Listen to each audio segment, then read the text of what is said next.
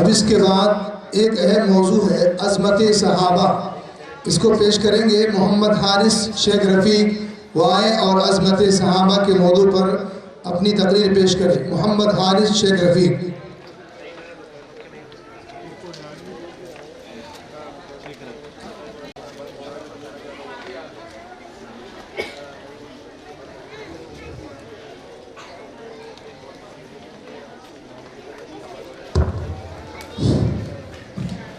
السلام علیکم ورحمۃ اللہ وبرکاتہ.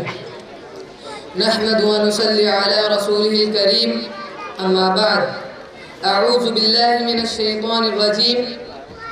بسم اللہ الرحمن الرحیم. فإن آمنوا بمثل ما آمنتم به فقد اهتدوا. صدر محترم، حکم صاحبان، مہمان اعظام، میں محمد حارث شیخ رفیق آج کے اس سالانہ تعلیمی مظاہرے میں جس موضوع پر کچھ کہنے کی جسارت کر رہا ہوں وہ ہے عظمت صحابہ. امید ہے کہ آپ غور سے سماعت فرمائیں گے. اسلامی بھائیوں، پیارے نبی جناب محمد رسول اللہ صلی اللہ علیہ وسلم نے اپنے 23 سالہ دور نبوت میں صحابہ اکرام رضوان اللہ علیہ مجمعین کی جو جماعت تیار کی تھی، یہ وہ جماعت ہے جو روئے زمین پر انبیاء اکرام کے بعد سب سے افضل لوگوں کی جماعت. صحابہ اکرام کا یہ مقدس گروہ وہ گروہ ہے جن کا ایمان قیامت تک آنے والے مسلمانوں کے لیے نمونہ ہے. اللہ تعالیٰ سورہ بقرہ میں ارشاد فرماتا ہے فَإِنْ آمَنُوا بِمِثْلِ مَا آمَنْتُمْ بِهِ فَقَدِ اهْتَدَوْا. یعنی جس طرح صحابہ اکرام ایمان لائے ویسے ایمان لاؤ گے تبھی ہدایت یاب ہوں گے. دینی بھائیوں، صحابہ اکرام وہ ہستیاں ہیں کہ خود اللہ رب العزت نے اعلان کیا ہے کہ وہ صحابہ اکرام سے راضی اور خوش ہے. اللہ نے رضی اللہ عنہم ورضوا عنہ کہہ کر انہیں ہمیشہ کے لیے اپنی رضامندی کا سرٹیفکیٹ عطا کر دیا. میرے بھائیوں، یہ وہ مقدس ہستیاں ہیں کہ سرور کونین صلی اللہ علیہ وسلم ان کے متعلق فرماتے ہیں لا تسبوا اصحابی فلو ان احدکم انفق مثل احد ذهبا ما بلغ مد احدهم ولا نصیفہ. میرے صحابہ کو غالی نہ دو، بس اگر تم میں کا کوئی آدمی احد پہاڑ کے برابر بھی سونا خرچ کر دے تو ان کے ایک مد یا آدھے مد کے برابر بھی نہیں پہنچ سکتا. میرے بھائیوں، صحابہ اکرام کا پوری امت پر یہ احسان عظیم ہے کہ انہوں نے دین کی جو امانت رحمت کائنات صلی اللہ علیہ وسلم سے حاصل کی تھی وہ پوری دیانتداری اور ایمانداری کے ساتھ ہم تک پہنچا دی. یہی نہیں، آج ہم جس دین پر نازا ہے اور جو ہمیں وراثتاً مل گیا ہے صحابہ اکرام کی جان و مال کی عظیم قربانیوں کے بعد ہم تک پہنچا ہے. صحابہ اکرام نے دین کے لیے نہ صرف گھر چھوڑا، وطن چھوڑا، بلکہ اپنے اہل و عیال، رشتہ دار، مال و دولت سب کچھ قربان کر دیا. کسی کو تپتی ریت پر لٹایا گیا، کسی کو تڑپا کر سولی پر چڑھایا گیا، کسی کے سامنے اس کی ماں کو برہنہ کر شرمناک طریقے سے شہید کر دیا گیا. کسی نے اسلام کی راہ میں اپنا سب کچھ دے دیا اور گھر میں صرف اللہ اور اس کے رسول کی محبت چھوڑی. کوئی اپنی جان پر کھیل کر نبی اکرم صلی اللہ علیہ وسلم کے بستر پر خود لیٹ گیا. انصاری صحابہ اکرام نے نبی اکرم صلی اللہ علیہ وسلم اور آپ کے مہاجر صحابہ کو صرف پناہ ہی نہیں دی بلکہ اپنے گھر اور کاروبار میں ان کو برابر حصہ دار بنا دیا. بتلائے کیا فداکاری اور جانساری کی اس سے بڑھ کر کئی مثال مل سکتی ہے. ایک مرتبہ کفار مکہ کی طرف سے عروہ بن مسعود ثقفی ایسی کی حیثیت سے رسول اکرم صلی اللہ علیہ وسلم کے پاس آیا. جب وہ واپس کفار مکہ کے پاس گئے تو اس نے کہا اللہ کی قسم میں نے کیسر و کسرا کے درباروں میں ان کی وہ حیبت و عظمت نہیں دیکھی جو محمد صلی اللہ علیہ وسلم کے صحابہ کے دلوں میں ان کے دیکھی. وہ وضو کرتے تو ان کے ساتھی ان کے وضو کے بچے ہوئے پانی کو پانے کے لیے ایک دوسرے سے لڑنے لگتے. وہ کبھی تھوکتے تو ان کا لعاب زمین پر گرنے سے پہلے صحابہ اپنے بدن پر مل لیتے. اللہ اکبر! یہ تھی صحابہ کے دلوں میں محبت رسول، یہ تھی ان کے قلوب میں عظمت نبی. کتنے گستاخ اور دریدہ ذہن وہ لوگ جو ان پاکیزہ اطوار کے حامل لوگوں پر کیچڑ اچھالتے ہیں. یاد رکھیں میرے بھائیوں، ممکن ہے صحابہ اکرام سے انسان ہونے کے ناطے کچھ لذیذیں ہوئی ہو لیکن اس کا یہ مطلب ہرگز نہیں کہ ہم ان مقدس ہستیوں کا احترام فراموش کر بیٹھے. ان کی عظمت، ان کا مقام، نبی اکرم صلی اللہ علیہ وسلم سے ان کی محبت اور اس کا عملی ثبوت، یہ سب ہمارے لیے نمونہ ہے. ہمیں اللہ نے اپنے کلام میں کتنی بہترین دعا سکھائی ہے. ربنا اغفر لنا ولإخواننا الذين سبقونا بالإيمان ولا تجعل في قلوبنا غلا للذين آمنوا ربنا إنك رؤوف رحيم. اے رب ہمیں بخش دے اور ہم سے پہلے جو لوگوں کو ایمان کی توفیق ملی انہیں بھی بخش دے، اور ہمارے دلوں میں اہل ایمان کے متعلق کسی بھی قسم کا کینہ و عداوت پیدا نہ ہونے دے. اللہ سے دعا ہے ہمیں صحابہ اکرام رضی اللہ عنہ کی صحیح تعظیم و تکریم کرنے اور ان کے نقش قدم پر چلنے کی توفیق عطا فرمائے. آمین. وآخر دعوانا ان الحمدللہ رب العالمین والسلام علیکم ورحمۃ اللہ وبرکاتہ.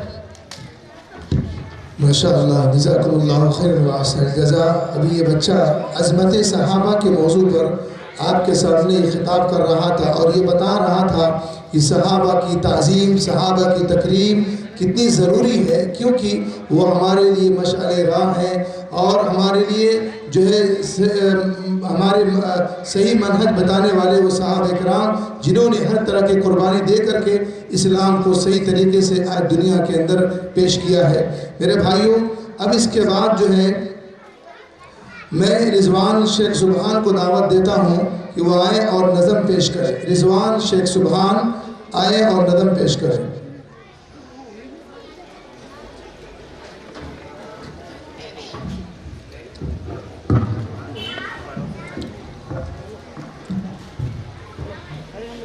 السلام علیکم ورحمۃ اللہ وبرکاتہ. میں آپ کے سامنے ایک نعت پیش کرنا چاہتا ہوں، امید ہے آپ غور سے سنیں گے. زمین مشرق سے مغرب تک برابر صاف ہوئیں گی، ستارے ٹوٹ جائیں گے، زمین کو زلزلہ ہوگا. زمین مشرق سے مغرب تک برابر صاف ہوئیں گی، ستارے ٹوٹ جائیں گے، زمین کو زلزلہ ہوگا. نہ اس دن باپ بیٹے کا، نہ بیٹا باپ کا ہوگا، خدا کے روبرو جس دن قیامت کا بپا ہوگا. زمین مشرق سے مغرب تک برابر صاف ہوئیں گی، ستارے ٹوٹ جائیں گے، زمین کو زلزلہ ہوگا. نہ نشیرہ برادر کی، نہ زوجہ اپنے شوہر کی، وہ ایسا وقت ہوگا بھائی بھائی سے جدا ہوگا. زمین مشرق سے مغرب تک برابر صاف ہوئیں گی، ستارے ٹوٹ جائیں گے، زمین کو زلزلہ ہوگا. وہ ایسی روب کی جائے کہ دربار الہی میں ہزاروں سر بلندوں کا عزیز و سر جھکا ہوگا. زمین مشرق سے مغرب تک برابر صاف ہوئے گی، ستارے ٹوٹ جائیں گے، زمین کو زلزلہ ہوگا. خدا بیٹھیں گا جس دم عدل کی کرسی پہ اے یارو، بدوں کی بد جزا ہوگی، بھلوں کا وہاں بھلا ہوگا. زمین مشرق سے مغرب تک برابر صاف ہوئیں گی، ستارے ٹوٹ جائیں گے، زمین کو زلزلہ ہوگا.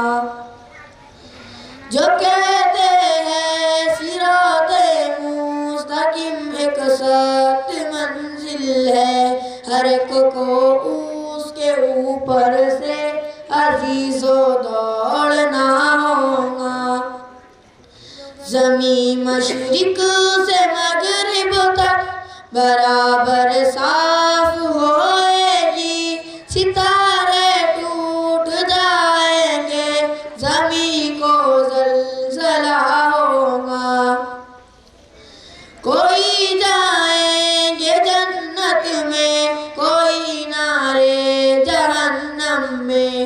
غرض ہر نیک و بد کا وہاں برابر فیصلہ ہوگا. زمین مشرق سے مغرب تک برابر صاف ہوئے گی. ستارے ٹوٹ جائیں گے, زمین کو زلزلہ ہوگا. زمین مشرق سے مغرب تک برابر صاف ہوئے گی. ستارے ٹوٹ جائیں گے, زمین کو زلزلہ ہوگا. السلام علیکم ورحمۃ اللہ وبرکاتہ.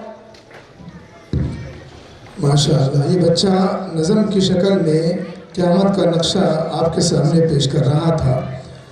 اب اس کے بعد میں ایک تقریر ہے عذاب قبر, ایک موضوع ہے. اس موضوع پر تقریر پیش کرنے کے لیے محمد ابو بکر محمد ظفر کو دعوت دیتا ہوں کہ آپ تشریف لائیں اور عذاب قبر کے تعلق سے تقریر پیش کریں.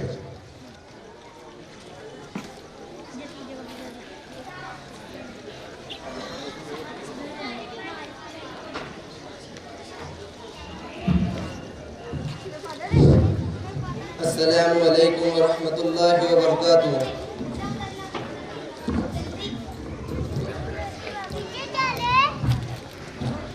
نحمد ونصلی علی رسول الکریم. اما بعد, اعوذ باللہ من الشیطان الرجیم. بسم اللہ الرحمن الرحیم.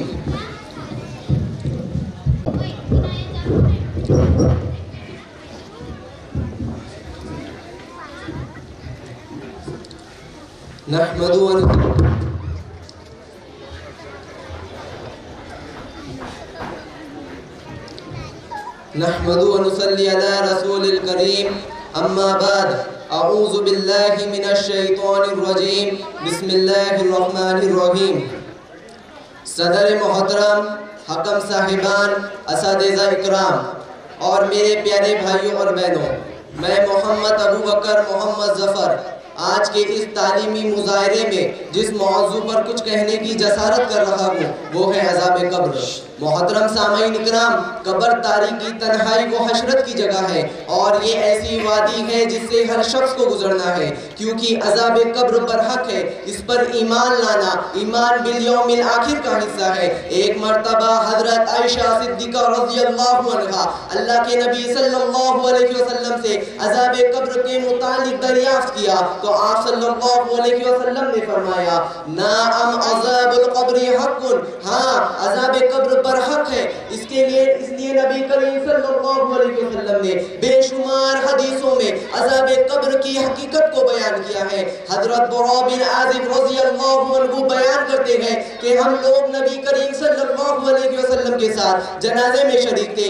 آپ صلی اللہ علیہ وسلم قبر کنارے بیٹھ گئے اور آپ نے رونا شروع کر دیا اور اس قدر روئے کہ آپ کے اشکاہ مبارکہ سے وہاں کی مٹی تر ہو گئی اور آپ صلی اللہ علیہ وسلم نے بطور یہ نصیحت ارشاد فرمایا, یا اخوانی لمثل ھذا فاعدوا, اے میرے پیارے بھائیوں اس کے لیے کچھ تیاری کر لو, یعنی اس قبر جیسی وحشتناک گڈھے میں آرام پانے کے لیے کچھ تیاری اور محنت کر لو. اس حدیث پاک سے یہ بات معلوم ہوئی کہ عذاب قبر پر حق ہے. اس کا عذاب اتنا شدید ہے جس کی شدت کی وجہ سے نبی آخر الزمان جناب محمد رسول اللہ صلی اللہ علیہ وسلم ابتدا ہوئے اور اس سے نجات پانے کے لیے عمل صالحہ کے ذریعے تیاری کی ترغیب دی. عذاب قبر کی سختی کا اندازہ اس حدیث سے لگا سکتے ہیں کہ آپ صلی اللہ علیہ وسلم نے فرمایا, اگر تم لوگ اپنے مردوں کو قبر میں دفن کرنا چھوڑ چھوڑ دیتے تو میں اللہ تعالیٰ سے دعا کرتا کہ وہ تمہیں عذاب قبر کو دکھا دیتا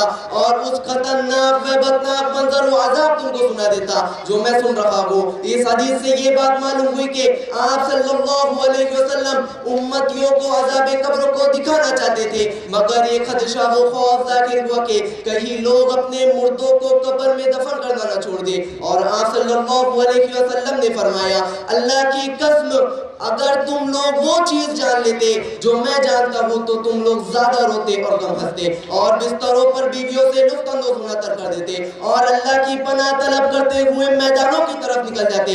راوی حدیث ہے ابو ذر غفاری رضی اللہ عنہ کہتے ہیں کہ کاش میں ایک درخت ہوتا جو کاٹ دیا جاتا، اور حضرت عثمان غنی رضی اللہ عنہ عذاب قبر کے متعلق ایک حدیث بیان فرمائی کہ آپ صلی اللہ علیہ وسلم نے فرمایا میں نے قبر سے زیادہ بھیانک منظر اور گھبراہٹ والی جگہ کبھی نہیں دیکھی ہے، اور حضرت عثمان غنی رضی اللہ عنہ کی سیرت میں یہ بات بہت مشہور ہے کہ جب وہ قبر کو دیکھتے تھے تو بہت روتے تھے، یہاں تک کہ آپ کی داڑھی کر ہو جاتی۔ ان سے کہا گیا کہ آپ کے سامنے جنت و جہنم اور آخرت کا تذکرہ کیا جاتا ہے مگر آپ اس قدر نہیں روتے، جب آپ قبر کے منظر کو دیکھتے ہیں تو آپ کی آنکھیں اب دیدہ کیوں ہو جاتی ہے؟ تو حضرت عثمان غنی رضی اللہ عنہ نے یہ حدیث بیان فرمائی قبر یہ آخرت کی پہلی منزل ہے، اگر اس سے نجات مل گئی تو اس کے بعد کی منزل بہت آسان ہوگی، اور اگر اس سے نجات نہیں ملی تو اس کے بعد کی منزل بہت سخت اور دشوار گزار ہوگی۔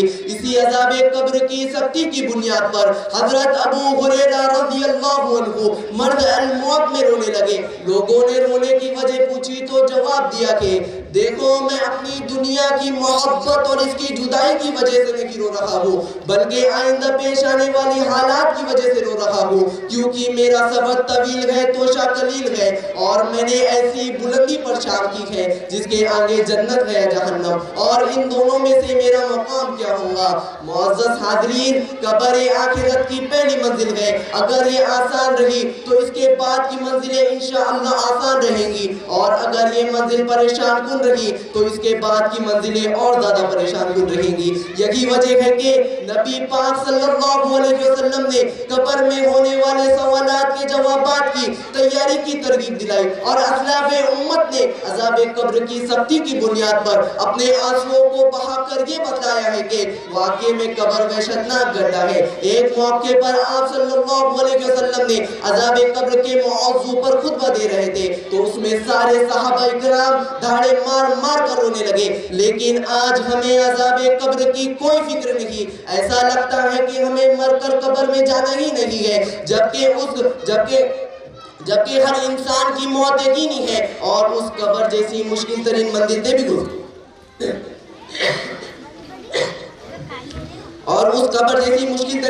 بھی گزرنا ہے، جیسا کہ ایک عربی شاعر کہتا ہے الموت قدخ کل نفس شاربو، الموت قدخ کل نفس القبر باب کل نفس داخلو، کہ موت ایک ایسا جام ہے جس کو پینا ہر نفس کے لیے ضروری ہے، اور قبر ایک ایسا دروازہ ہے جس سے گزرنا ہر انسان کے لیے ضروری ہے۔ سچ کہا ہے کسی اردو شاعر نے کہ موت ایک پیمانہ ہے جو سب کو پینا ضروری ہے، قبر ایک دروازہ ہے سب کو گزرنا ضروری ہے۔ ضرورت اس بات کی ہے کہ ہم اپنے اعمال کا جائزہ لیں، اپنے نفس کا محاسبہ کریں اور عمل صالحہ کی طرف سبقت کریں، اور اللہ رب العالمین کا خوف اپنے دلوں میں بسائے تاکہ آخرت کی پہلی منزل میں ہر طرح کی تکلیفوں، مصیبتوں اور پریشانیوں سے نجات پا جائے۔ آخر میں اللہ رب العالمین سے دعا ہے کہ ہم تمام مسلمانوں کو عذاب قبر سے محفوظ رکھے، آمین۔ وآخر دعوانا ان الحمدللہ رب العالمین، والسلام علیکم ورحمۃ اللہ وبرکاتہ۔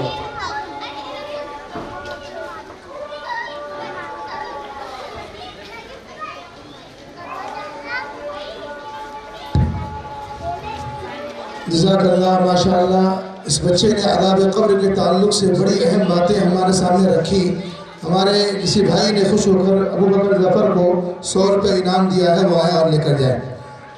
میرے بھائیوں دل تھام کے بیٹھیے، ابھی بہت ساری باتیں باقی ہیں، زیادہ ابھی بہت ساری چیزیں آپ کے سامنے پیش کرنی ہیں۔ ابھی آپ کے سامنے ایک پریکٹیکل طور پر قرآن پڑھاؤ یہ نظم بچیاں پیش کریں گی، اس کو غور سے سنیں اور دیکھیں کہ قرآن پڑھانے والوں کا مقام یا قرآن پڑھنے والوں کا مقام اللہ اور اس کے رسول کے نزدیک کتنا اونچا ہے۔ لہذا میں قرآن پڑھاؤ اس نظم کو اشمیرہ اور ان کی سہیلیوں کو دعوت دیتا ہوں کہ آپ تشریف لائیں اور اس نظم کو پیش کریں۔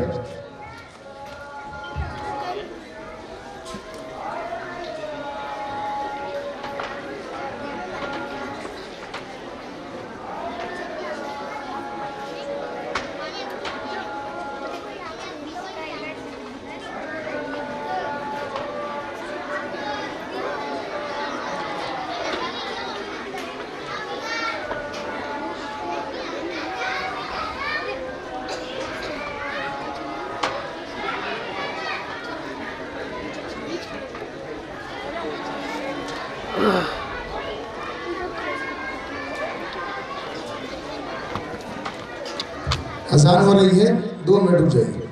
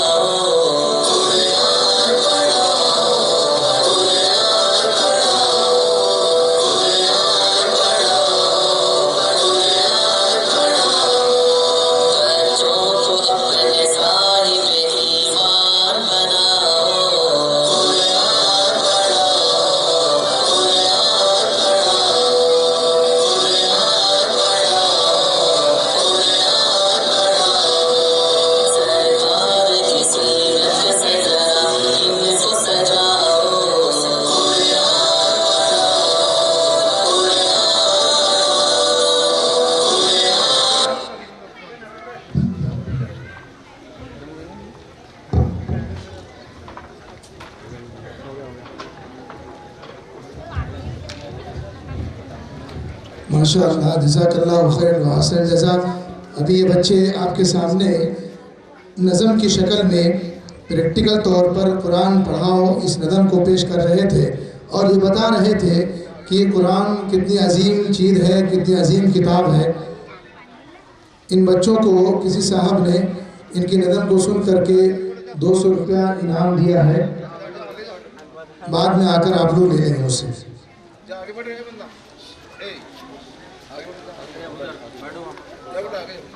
अब एक बात मैं आपके सामने ये रखना चाहता हूँ, अभी हमारे पास अल्हम्दुलिल्लाह बहुत सारे बच्चे हैं, लेकिन हमारे एक मेहमान हैं जिनको बहुत दूर जाना है और मैं ये समझता हूँ कि मैं उनके हाथों से जो है कुछ बच्चों को इनाम दे दूँ, ताकि जो है वो इतने दूर से आए हैं और हमारे बच्चे उनके बदस इनाम हासिल कर लें। उसके बाद इंशाअल्लाह हम आगे जो है अपनी कार्रवाई को बढ़ाएंगे। लिहाजा मैं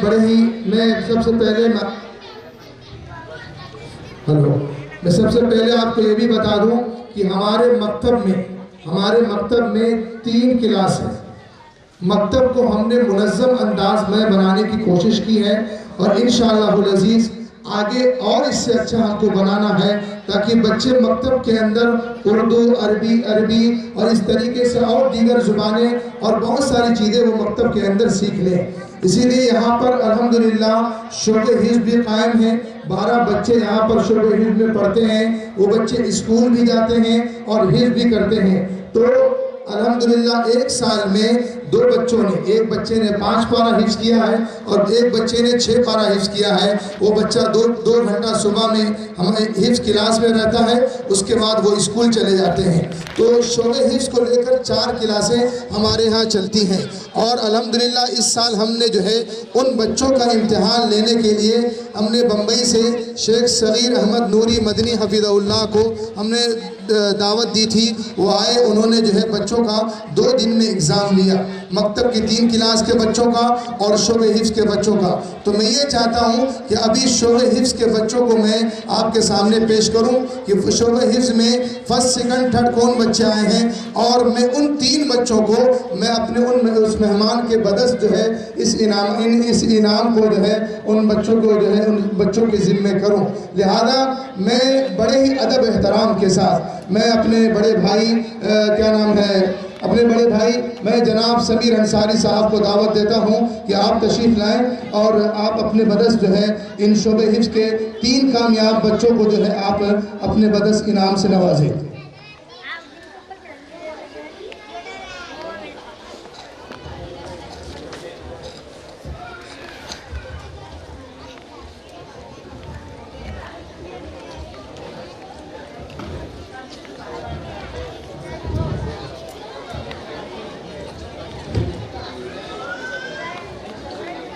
देखिए, हिफ्ज़ की क्लास में 5 किताबें कुल थी। एक तो हिफ्ज़ कुरान, दुआएं, हिफ्ज़ हदीस, 20 हदीस याद करनी थी रावी के नाम के साथ, चमन इस्लाम, इसमें सवाल जवाब भी था, और हिफ्ज़ सूरतें, कुछ सूरतें याद भी करनी थी। 500 नंबर का था। इसमें अल्हम्दुलिल्लाह जो है 9 बच्चों ने शिरकत की, बाकी 3 बच्चे नाज़रा कुरान में थे। 9 बच्चे अभी अल्हम्दुलिल्लाह हिफ्ज़ की क्लास में यानी हिफ्ज़ कर रहे हैं। तो मैं सबसे पहले जिस बच्चे ने हिफ्ज़ क्लास में 100 नंबर हासिल किया है, 3री पोजीशन, ये तीनों निकालिए, तीनों निकालिए।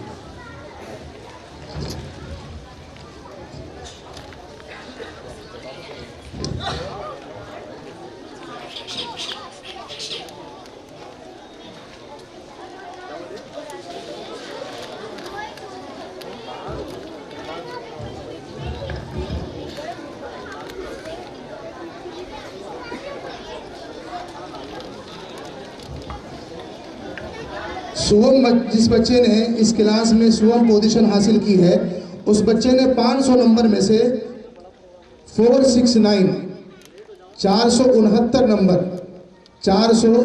नंबर हासिल किया है। मोहम्मद अली मोहम्मद शब्बीर आए और इस बच्चे ने 500 नंबर में से 469 नंबर हासिल किया है। मैं میں گزارش کروں گا سمیر انصاری صاحب سے کہ آپ اپنے مدرس بچے کو سرٹیفکیٹ اور اس طرح میڈل اور کچھ انعامات ہیں، دیکھو اس میں لکھا ہوا ہے حفظ.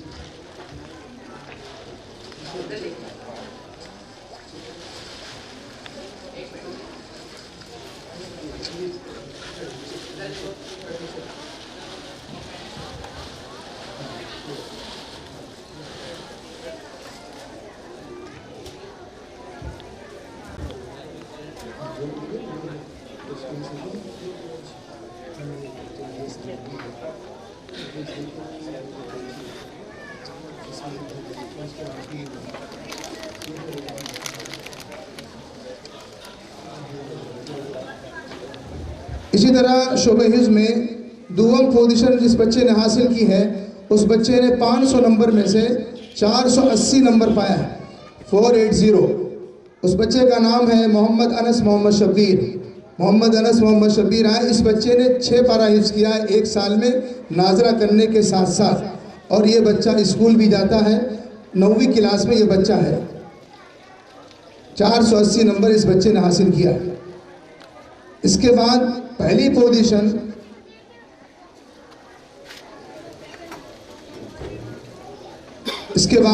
پوزیشن جس بچے نے حاصل کی ہے اس بچے نے قرآن میں 91 نمبر، دعائیں میں 99، حفظ حدیث میں 99، چمن اسلام میں 100 اور سورت حفظ میں 96 نمبر، یعنی کل 485 نمبر 485. یعنی جو بچہ ہے وہ ہے محمد حارث شیخ رفیق. وہ آئے اور اپنا پہلا انعام جو ہے شیخ سمیر انصاری صاحب سے جو ہے حاصل کرے. اس بچے نے اول پوزیشن حاصل کی ہے. اس کے علاوہ کئی اور بچے جو ایک ایک نمبر سے پیچھے رہ گئے، یہ ان کی قسمت تھی. جزاک اللہ خیر و احسن الجزاء. شکریہ.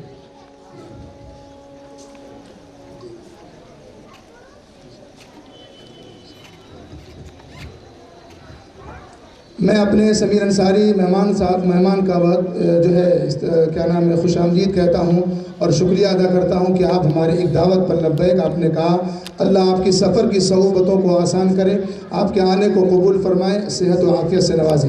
اب اس کے بعد میں اپنے کارروائی شروع کرتا ہوں، آگے بڑھاتا ہوں. میں اس کے بعد جو ہے محمد عمر شیخ یوسف کو دعوت دیتا ہوں کہ آپ آئیں، اخلاص کی اہمیت اس موضوع پر آپ جو ہے تقریر پیش کریں.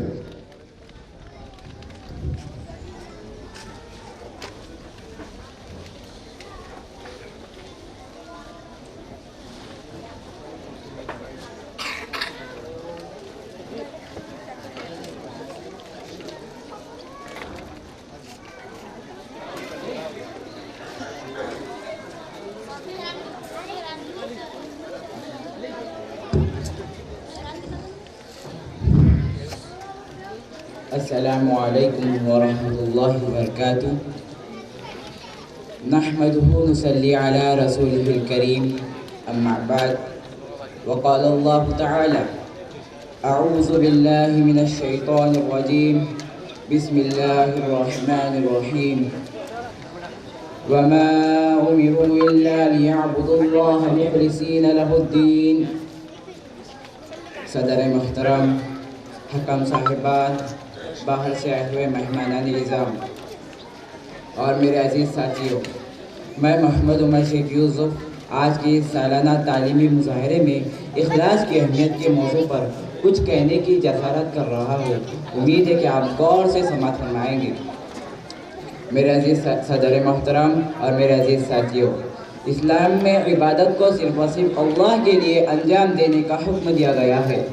نماز ہو یا روزہ، زکوٰۃ ہو یا حج، کسی بھی عبادت میں اگر ہماری نیت اللہ کو خوش کرنے کے بجائے کچھ اور ہو تو ہمارے لیے وہ عبادت نہ صرف بیکار ثابت ہوں گی بلکہ الٹے وہ ہمارے لیے وبال بن جائیں گی. مسند احمد کی ایک حدیث میں سردار دو جہاں صلی اللہ علیہ وسلم فرماتے ہیں، جس نے دکھانے کے لیے نماز پڑھی اس نے شرک کیا. جس نے دکھاوے کے لیے روزہ رکھا اس نے بھی شرک کیا. غور کیجئے میرے بھائیوں، دکھاوے کی روزہ اور نماز کو شرک سے تعبیر کیا جا رہا ہے، کیونکہ جب عبادت اللہ کے لیے ہے تو پھر ہم اس میں کسی بندے کو دکھانے کا مطلب یہ ہے کہ ہم نے بھی اس عبادت میں اس کو بھی شریک کر لیا ہے.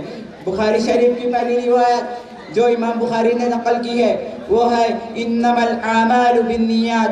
سارے اعمال کا دار مدار نیت پر ہے. اگر نیت صحیح ہے، اللہ کو خوش کرنا مقصد ہے تو ثواب بھی پورا ملے گا، اور اگر نیت کسی کو دکھانا ہے، ریا و نمود ہے، تو پھر ہمیں اپنے عمل کی خیر منانا چاہیے. میرے عزیز ساتھیوں، جس طرح کھانے میں سب کچھ ہو، اگر نمک نہ ہو کھانا بالکل بے مزہ معلوم ہوتا ہے. اسی طرح عبادت بظاہر کتنی ہی خوشنما کیوں نہ ہو، اگر اس میں اخلاص ہی نہ ہو وہ عبادت بیکار ہے. ایک حدیث اللہ تعالیٰ قرآن مجید میں ارشاد فرماتا ہے فَوَيْلٌ لِّلْمُصَلِّينَ الَّذِينَ هُمْ عَنْ صَلَاتِهِمْ سَاهُونَ الَّذِينَ هُمْ يُرَاءُونَ. ایسے نمازیوں کے لیے ویل ہے، بربادی ہے جو اپنے نماز سے غافل ہے، جو دکھاوے کی نماز پڑھتے ہیں. ایک حدیث جو صحیح مسلم میں وارد ہے، اس میں اللہ کے رسول صلی اللہ علیہ وسلم فرماتے ہیں کہ قیامت کے دن سب سے پہلے جن لوگوں کا فیصلہ کیا جائے گا ان میں ایک وہ شخص ہوگا جو شہید ہوگا. اس کو لایا جائے گا، اللہ تعالیٰ اس کو اپنی نعمتیں یاد کرائیں گا اور وہ یاد بھی کرے گا. اللہ تعالیٰ فرمائیں گا بتا تو نے ان نعمتوں کا کیا کیا؟ کہیں گا اے اللہ میں تیری راہ میں لڑتا رہا یہاں تک کہ شہید ہو گیا. اللہ فرمائیں گا کذبتا، تو جھوٹ بول رہا ہے، تو نے صرف اس لیے کیا، اس لیے لڑتا رہا تاکہ لوگ تجھے شہید کہے، تجھے بہادر کہے اور تجھے بہادر کہا بھی گیا. پھر اللہ تعالیٰ اس شخص کے بارے میں فرشتوں کو حکم دیں گا اور یہ گھسیٹتے ہوئے جہنم میں ڈال دیا جائے گا. پھر ایسا شخص لایا جائے گا جس نے علم دین سیکھا اور سکھایا تھا، قرآن کا قاری تھا. اس کو بھی اللہ تعالیٰ اپنی نعمتیں یاد کرانے کے بعد پوچھیں گا بتا تو نے ان نعمتوں کا کیسے استعمال کیا؟ کہیں گا اے اللہ میں نے تیرے لیے علم سیکھا اور سکھایا اور تیرے لیے قرآن پڑھا. اللہ فرمائیں گا کذبتا، تو جھوٹا ہے، تو نے صرف اس لیے قرآن پڑھا کہ لوگ تجھے قاری کہے، اور صرف تو نے اس لیے علم حاصل کیا تاکہ لوگ تجھے قاری کہے، عالم اور قاری کہے. اور تجھے اللہ تعالیٰ اس شخص کے بارے میں حکم دیں گا اور یہ گھسیٹتے ہوئے جہنم میں ڈال دیا جائے گا. پھر ایسا شخص لایا جائے گا جس کو اللہ تعالیٰ نے مال و دولت کی فراوانی عطا کی تھی، خوشحالی سے نوازا تھا. اس کو بھی اللہ تعالیٰ اپنی نعمتیں یاد کرانے کے بعد پوچھیں گا بتا تو نے ان نعمتوں کے ذریعے کیا عمل کیا؟ کہیں گا اے اللہ جہاں مال خرچ کرنا تھا تیرے نزدیک محبوب تھا، میں نے ہر ایسی جگہ خرچ کیا، کوئی مصرف نہ چھوڑا. اللہ فرمائیں گا کذبتا، تو جھوٹا ہے، تو نے صرف اس لیے کیا تاکہ لوگ تجھے سخی کہے اور دنیا میں تجھے سخی کہا بھی گیا. اللہ تعالیٰ اس شخص کے بارے میں حکم دیں گا اور یہ گھسیٹتے ہوئے جہنم میں ڈال دیا جائے گا. اللہ رب العالمین سے دعا ہے کہ اللہ رب العالمین ہم کو ہر ایک نیک کام اخلاص کی نیت کے ساتھ کرنے کی توفیق عطا فرمائے. آمین.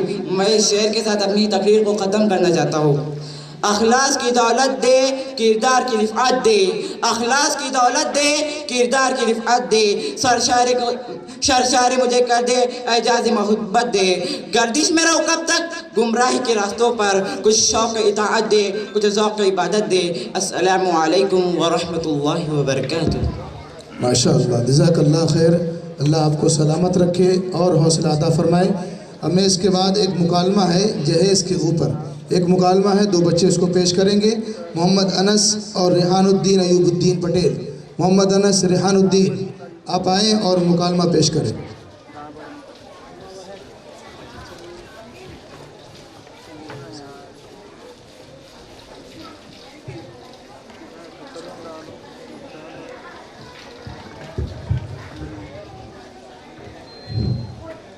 السلام علیکم ورحمۃ اللہ وبرکاتہ.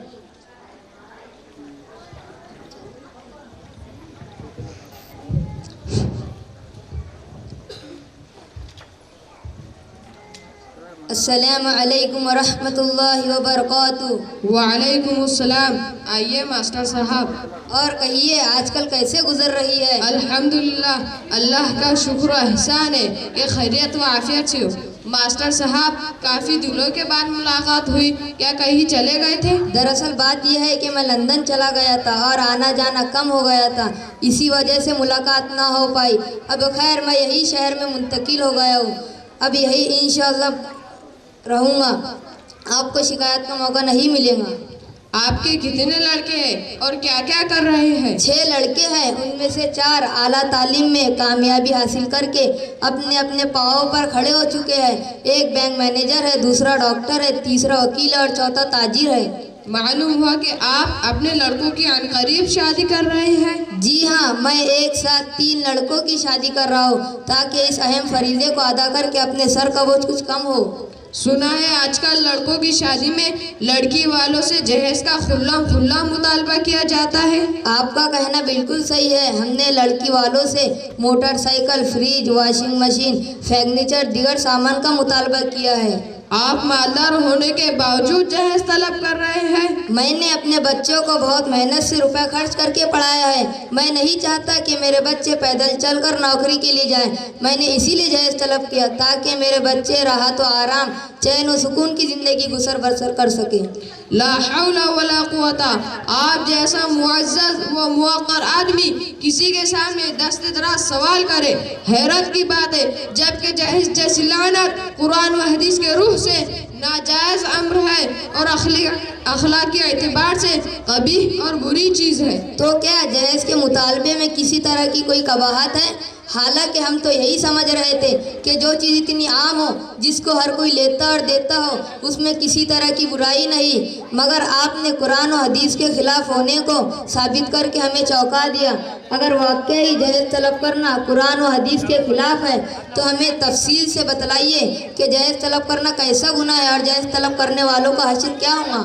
جہیز طلب کرنا ناجائز اور حرام ہے، کیونکہ ہمارے رسول صلی اللہ علیہ وسلم نے فرمایا، جو عزت حاصل کرنے کے لیے شادی کرے گا اللہ تعالیٰ اس کو ذلت دے گا، اور جو مال کی لالچ میں شادی کرے گا اللہ تعالیٰ اس کو فقیری اور تنگ دستی دے گا۔ ماسٹر صاحب، جہیز کے نام پہ کسی سے روپیہ پیسہ لینا ایسا ہی ہے کہ کسی سے بھیک مانگی جائے۔ کیا کوئی آدمی بھیک مانگنا پسند کرے گا؟ اچھا، تو یہ بتائیے کہ جہیز لینے سے کیا کیا نقصان ہے؟ جہیز لینے ہزاروں بار تباہ و برباد ہو چکے۔ جب لڑکی والوں سے جہیز کا مطالبہ کیا جاتا ہے اور مطالبات پورے کرنے کی لڑکی والوں کے اندر استطاعت نہیں ہوتی تو ان کی لڑکیوں سے کوئی شادی نہیں کرتا، جس کی وجہ سے یہ بیچاری شادی جیسی نعمت سے محروم رہ کر اپنے ماں باپ پر بوجھ بن کر رہ جاتی ہے۔ پھر انہی لعنت کی وجہ سے نہ جانے کتنی بے قصور نئی نویلی دلہن موت کے بھیٹ چڑھ گئی، جیسا کہ اخبارات میں خبریں آتی رہتی ہے۔ فلاں شہر میں جہیز نہ ملنے کی وجہ سے لڑکیوں کو زندہ جلا دیا گیا، اور کہیں لڑکی کو خودکشی کرنے پر مجبور ہونا پڑا اور اس نے تیل چھڑک کر آگ لگا لی۔ ماسٹر صاحب، یہ سارے واقعات، جرائم جو واقع ہوتے، آخر ان سب کا ذمہ دار کون ہے؟ یقیناً جہیز کے لالچی لوگ ہیں۔ اچھا، تو آپ یہ بتائیے کہ شادی میں جہیز کا مطالبہ صحابہ کرام سے بھی ثابت ہے یا نہیں ہے؟ نہ تو کبھی کسی صحابی نے جہیز کا مطالبہ کیا اور نہ کسی تابعی نے، یہ تو بس کچھ جاہل اور ناواقف لوگوں کا گھڑ لیا ہے۔ جب صحابہ رضی اللہ عنہم ہمارے رسول صلی اللہ علیہ وسلم کی خدمات میں رہتے تو انہوں نے کبھی جہیز کا مطالبہ نہیں کیا اور نہ ان کے بعد کے لوگوں نے کیا، تو پھر آج ہم اور تم کس منہ سے اس فعل کبھی کے مرتکب ہوتے، اور ہماری اور تمہاری ہمت کیسی ہوئی کہ ہم نبی اکرم صلی اللہ علیہ وسلم کے خلاف قدم اٹھائے اور آپ کے نقش قدم پر چلنے والے صحابہ اکرام کے خلاف قدم اٹھائے۔ مسلمانوں، اگر تم آج اس ناجائز حرکت سے باز نہ آئے تو ایک دن آئے گا کہ تمہارا نام ختم ہو جائے گا اور کل قیامت کے روز تمہیں اللہ اور اس کے رسول کے سامنے شرمندگی اٹھانی پڑے گی۔ میں تو بڑی گمراہی میں تھا کہ برے کام کو اچھا سمجھ کر انجام دے رہا تھا، یقیناً آپ کی نصیحت نے دل کی کایا پلٹ دی اور اب میرا دل خوف کے مارے کانپنے لگا ہے، لہٰذا میں آج آپ کے سامنے وعدہ کرتا ہوں کہ جہیز جیسی لعنت کا مطالبہ زندگی بھر کبھی نہیں کروں گا اور اپنے سبھی بچوں کا نکاح انتہائی سادگی اور سنت کے مطابق کروں گا۔ اور آپ بھی دعا کریں کہ اللہ تعالیٰ امت کو اس برائی سے نکال کر سنت کے مطابق نکاح کرنے کی توفیق عطا فرمائے، آمین۔ السلام علیکم ورحمۃ اللہ وبرکاتہ۔ وعلیکم السلام ورحمۃ اللہ وبرکاتہ۔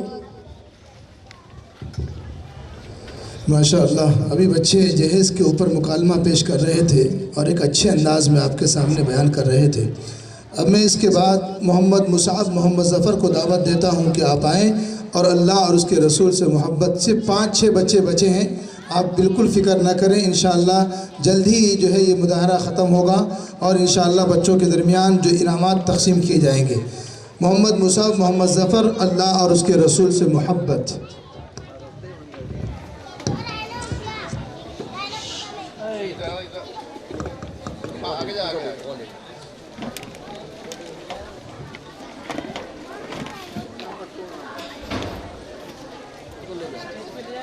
السلام علیکم ورحمۃ اللہ وبرکاتہ۔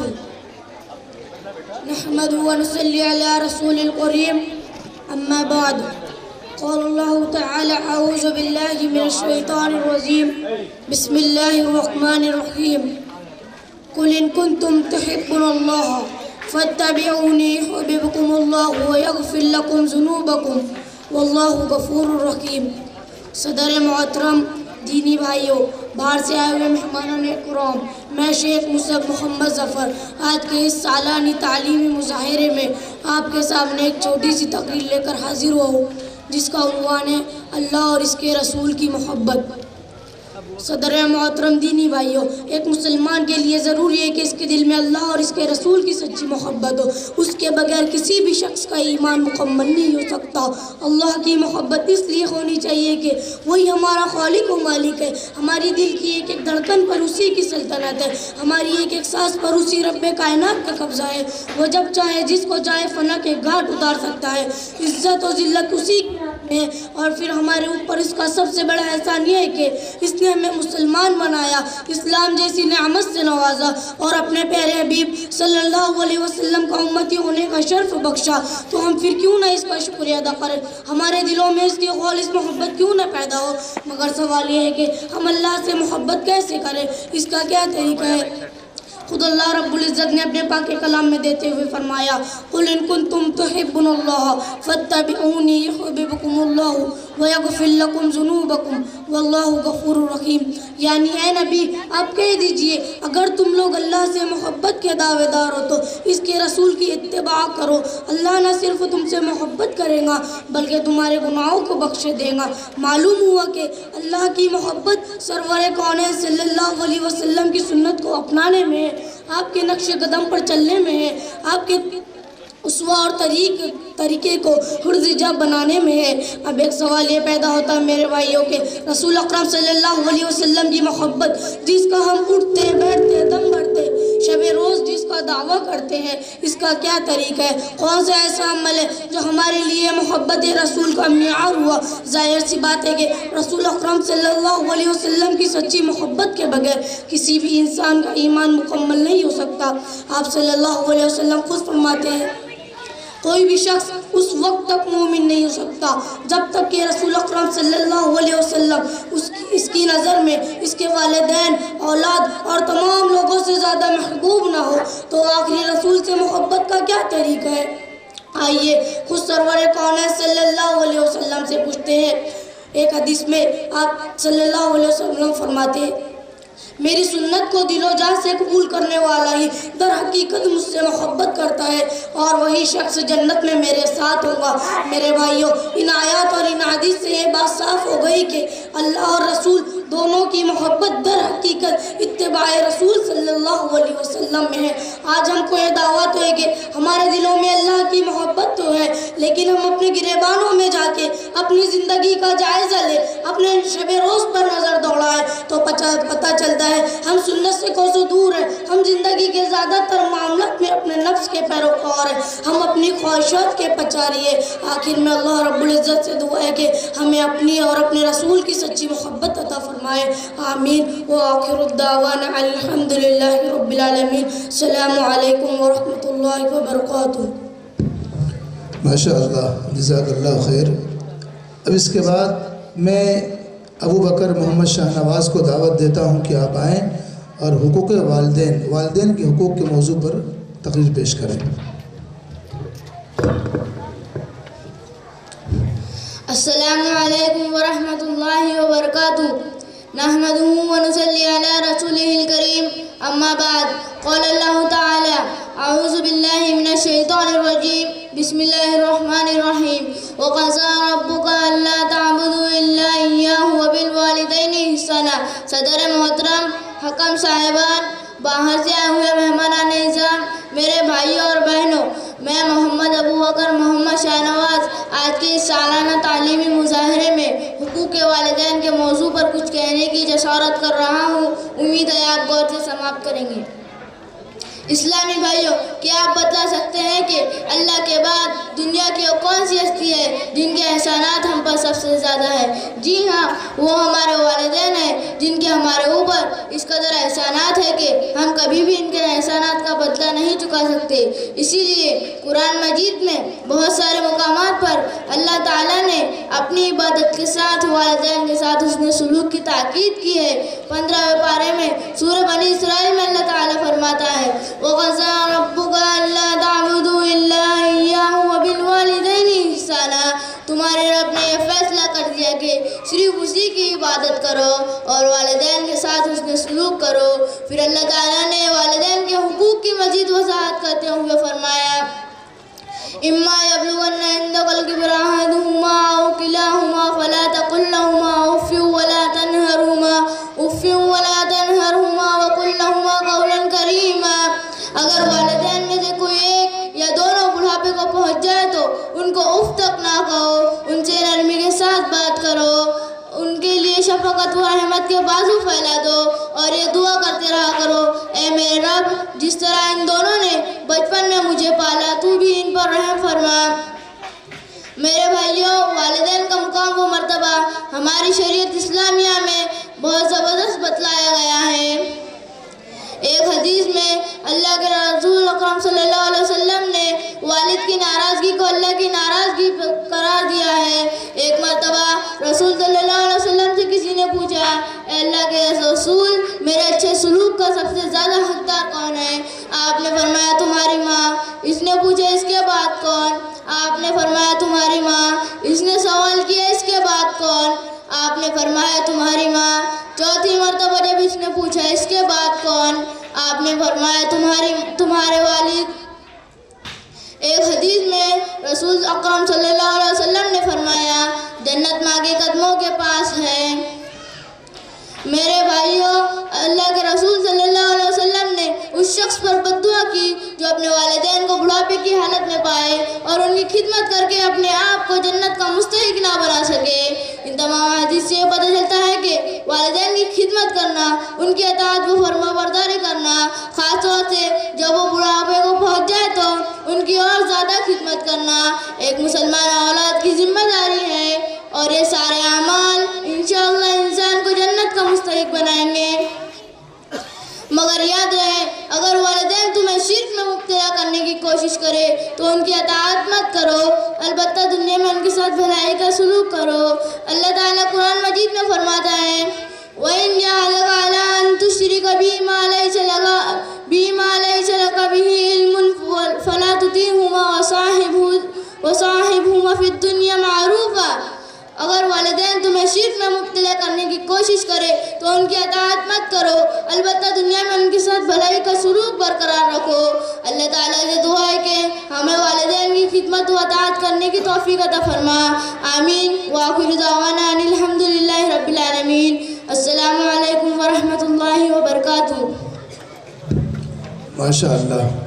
अल्लाह हम सब को अपने वालिदैन की इज़्ज़त, उनकी तौक़ीर, उनकी अज़मत को पहचानने और उनकी खिदमत करने की तौफ़ीक़ अता फ़रमाए। आमीन या रब्बल आलमीन। अब मैं इसके बाद एक मुकालमा आपके सामने पेश कराऊँगा। इसको पेश करेंगी दो बच्चियाँ, नवीरा और अशमीरा। दोनों बच्चियाँ आएँ और मुकालमा पेश करें।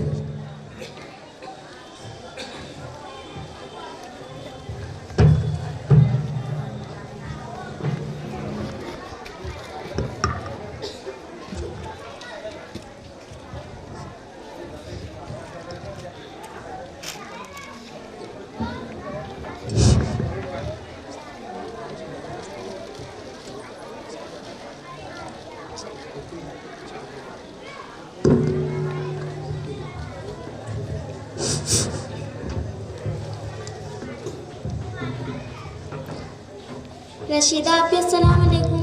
अरे वाह शबनम, तो बड़ी मुहज्जब बन गई, अब तो सलाम मारती है। अरे आप ही कम से कम मेरे सलाम का जवाब तो दो। पता नहीं तुम्हारी मैडम सिखाती भी या नहीं। हमारी मैडम सलाम वलाम नहीं सिखाती, हमारी मैडम दुनिया में जीने के लिए कैसे सलाम करना चाहिए वो सिखाती है। यानी हमारी मैडम सिखाती है सुबह को गुड मॉर्निंग कहो, शाम को गुड इवनिंग कहो और रात को गुड नाइट कहो, और एक हॉल में बैठ के अल्लाह से टॉफ़ी मांगने को कहती है, और जब नहीं मिलती तो यसु मसीह से मांगने को कहती है। फिर हम लोग को ढेर सारी टॉफ़ी मिलती है। आप ही तुम पर बहुत अफसोस होता है कि तुम इस्लाम की बातें नहीं सीखती और ये उल्टा सीधा सीख रही हो। मेरी मम्मी ठीक कह रही थी, तुम रशीदा आपी की तरह मत बनना बल्कि दीनदार बनना। अरे चलो बढ़िया ही है, दीनदार बनने वाली, उसमें क्या मिलेगा। देखो जब हम लोग पढ़ लिख लेंगे, अच्छी नौकरी मिलेगी, ठाठ से ज़िंदगी गुजरेंगी, जिस तरह मेरी अम्मी नौकरी करती है उस तरह मैं भी नौकरी करूँगी, पैसे कमाऊँगी, ऐश करूँगी। आप ही तुम सिर्फ दुनिया को देख रही हो, ज़रा दीन को भी देखो। हम मुसलमान हैं, हमारे उस्ताद जी कहते हैं मुसलमानों को थोड़ा बहुत दीन की तालीम सीखना फ़र्ज़ है। देखो शब्बो, ये पुरानी बातें हैं, इनमें कोई जान नहीं। आप ही कैसी जान नहीं, अगर दीन की तालीम ना हो तो आदमी अंधों की तरह होता है, और हमें हमारे अंदरूनी मसले की भी जानकारी नहीं होगी, और हमारे अंदर की शर्म हया भी ख़त्म हो सकती है, जो हमारा सबसे कीमती ज़ेवर है। हमारे उस्ताद जी यही बताते हैं। तुम्हारी उस्ताद जी जाहिल है। आजकल स्कूल में पढ़ना अच्छा है और वहाँ मज़ा आता है। और एक बात बताऊँ? नहीं बताऊंगी। आप ही मैं समझ गई, यही तो तुम्हारी गलती है। आप ही ये बेहयाई है, इसका पता नहीं कैसे तुम अच्छा समझती हो। छी छी। अरे खाली मैं ऐसी थोड़ी हूँ, मम्मी जिस ऑफिस में काम करती है मैंने वहाँ ऐसा ही देखा है। लोग मम्मी को देखते हैं, हंसते मुस्कुराते हैं। आप ही हमारे दीन में लिखा है कि गैरों की तरफ देखना भी गुनाह है। एक मर्तबा की बात है, मोहम्मद सल्लल्लाहु अलैहि वसल्लम और उनकी बीवियाँ आपके पास बैठी हुई थी। इतने में हज़रत अब्दुल्ला इब्ने उम्मे मक्तूम नबीना आ गए, तो हमारे रसूल सल्लल्लाहु अलैहि वसल्लम ने कहा आप लोग पर्दे में हो जाओ। तो एक बीवी ने कहा या रसूल अल्लाह, ये तो हमें देख नहीं सकते, तो क्या हर्ज है। इस पर आपने फरमाया तुम लोग तो अंधी नहीं हो, खुद सोचो, ये हदीस है। अरे छोड़ो भी, थोड़ा बहुत तो दिन हम लोग भी जानते हैं, उससे काम चल जाएगा। आप ही पहला कलमा सुनाओ, तब समझूंगी कुछ आता भी है। पहला कलमा शहादत ला इलाहा इल्लल्लाह मुहम्मदुर रसूलुल्लाह। अरे आप ही ये तो गज़ब हो जाएगा, आपने गलत पढ़ लिया। कलमा शहादत नहीं बल्कि कलमा तय्यबा, और सही कलमा इस तरह है ला इलाहा इल्लल्लाह मुहम्मदुर रसूलुल्लाह। इसका तर्जमा भी सुन लो, अल्लाह के सिवा कोई माबूद नहीं और मोहम्मद सल्लल्लाहु अलैहि वसल्लम अल्लाह के रसूल है। अरे वाह, तो तुम मेरी भी गलती निकालने लगी। और जब गलती करूँगी तो निकालूंगी ही। अच्छा बताओ हमारे नबी का नाम क्या है, उनकी माँ का नाम क्या है, उनको किसने दूध पिलाया। देख बहन, मैं ये तो सब नहीं जानती, मैं तो स्कूल में पढ़ती हूँ, वहाँ यूरोप वाली पढ़ाई जाती है, इसलिए हम लोग गलती कर जाते, बहक जाते हैं। बिल्कुल बिल्कुल तुमने सही कहा। हमारे उस्ताद जी ने हमें एक शेर सुनाया था, सिखाए हैं मोहब्बत के अजब अंदाज मगरिब ने, सिखाए है मोहब्बत के अजब अंदाज मगरिब ने, हया सर पीटती है, असमतें फरियाद करती है।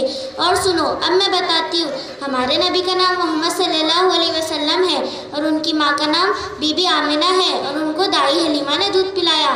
अच्छा, आपको कुछ पकाना आता है? कमाल करती हो, मम्मी को तो ठीक से पकाना नहीं आता, भला मुझे कैसे आएगा? मम्मी तो मुझे सिर्फ सीरियल दिखाती है, पार्कों में तफरी कराती है। बस करो, मैं समझ गई, कहने की ज़रूरत नहीं। हमारे उस्ताद जी हमें दीन की बातें सिखाते हैं और वो कहते हैं अच्छी औरत वही लड़की बन सकती है जिसमें अच्छे इखलाक के साथ साथ दीन का इल्म हो और खाना पकाना भी जानती हो। तुम सही कह रही हो बहन, मुझे भी अफसोस होता है, मम्मी पापा ने मुझे कहाँ रखा है। मुझे सिवाय अंग्रेज़ी बोलने और पढ़ने के अलावा कुछ आता भी तो नहीं, और तुम माशाल्लाह अपने दीन के बारे में कितना कुछ जानती हो। अच्छा, तुम्हें फूल बनाना आता है? हाँ, हमें वो भी सिखाया जाता है और हमें ये भी बताया जाता है औरत को घर में किस तरह रहना चाहिए, किस तरह खिदमत करनी चाहिए। अच्छा, कल से मैं भी तुम्हारे साथ पढ़ने के लिए आऊँगी, चाहे मम्मी पापा मुझे कितना भी मारे। अच्छा बताओ शब्बू, तुम किस मकतब में पढ़ती हो? ठीक है आप ही, तुम भी मेरे साथ पढ़ने चलना। मैं मोहम्मदी अरबी मदरसा अहले हदीस गेबी नगर में तालीम हासिल करती हूँ, जहाँ कुरान के साथ साथ सीरत रसूल, हदीस, दुआएं व अखलाक की तालीम दी जाती है। अस्सलाम वालेकुम रहमतुल्लाहि व बरकातुहू। वालेकुम अस्सलाम व रहमतुल्लाहि व बरकातुहू।